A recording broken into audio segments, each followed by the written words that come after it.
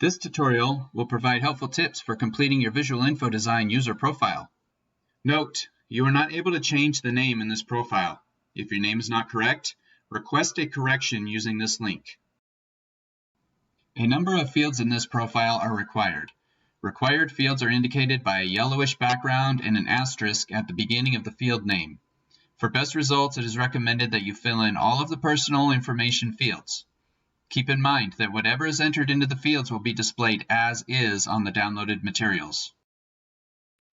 Your membership is part of a company account, which means your company paid for your membership. Therefore, some of the fields in this profile are locked, and you are not able to change those fields. For company accounts, the following fields are locked: company name, company NMLS ID number, company logo, and equal housing logo.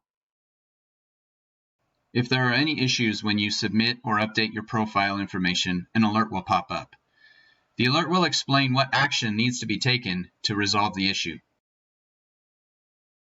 Okay, now let's get into it and go over the profile. Personal NMLS ID number. When you click in this field, the label NMLS ID number will automatically appear. Enter your number after this label. Do not only enter your NMLS ID number without the proper label before it. If you do, this may cause compliance issues. If you must also include a branch NMLS ID number for compliance purposes, you can add that in the same field after your personal NMLS ID number. It is a good idea to indicate that it is a branch NMLS ID number. You can separate the two numbers with a slash or a vertical line. The primary phone field is required and will be displayed on all materials. There is no automatic formatting for the primary phone field, so you will need to enter any parentheses, dashes, etc. Otherwise, you will end up with a bunch of numbers with no separation. It is recommended that you include a label in front of your phone number such as cell, mobile, toll-free, office, etc. However, it is your preference. You must enter a minimum of 10 characters in this field. The secondary phone field is required, and it cannot be the same as the primary phone field. If you only use one phone number, you can enter alternative text into this field, such as call or text, available anytime, I work weekends, serving the greater metro or suburb area, or even enter the URL for a social media page. Some materials do not allow enough space to display the secondary phone number. Therefore, the secondary phone number will not be included on all materials. The email address field is required. Only enter your valid email address in this field.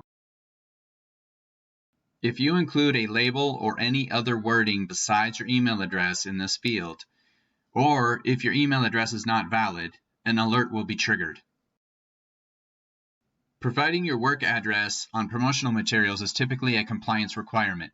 The street address field and the city, state, zip field are both required fields. It is recommended that you enter the same address that is on file under your listing in the NMLS. If you have any questions regarding your work address, consult your company's compliance department. The disclaimer, licensing, legal information section allows you to enter any additional info that is required for compliance. If you are uncertain if any additional info is needed, consult your company's compliance department. Note that the default disclaimer will automatically be included in all materials. There is no need to duplicate any contents of the default disclaimer in this field. Your personal photo. Before you can apply a personal photo in your profile, your photo must first be submitted to Visual Info Design and set up by Visual Info Design. The photo or logo setup process is performed manually by a human. This is done to ensure proper cropping and sizing of the images and to optimize the images for the Visual Info Design materials. You will be notified via email when your photo processing has been completed. Then you will be able to apply your personal photo in your profile. You may add a QR code to your profile if desired. Due to space constraints, it is not possible to include a QR code on all of the materials. The easiest way to enter social media links is to go to your specific social media page in your web browser and copy and paste the URL. Social media and blog links are currently only included on the HTML email templates. Finally, click the Submit Update button and your profile information will be saved.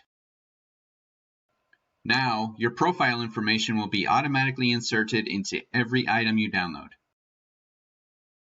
That concludes this tutorial. If you have any additional questions, send a message through the help link on the member homepage.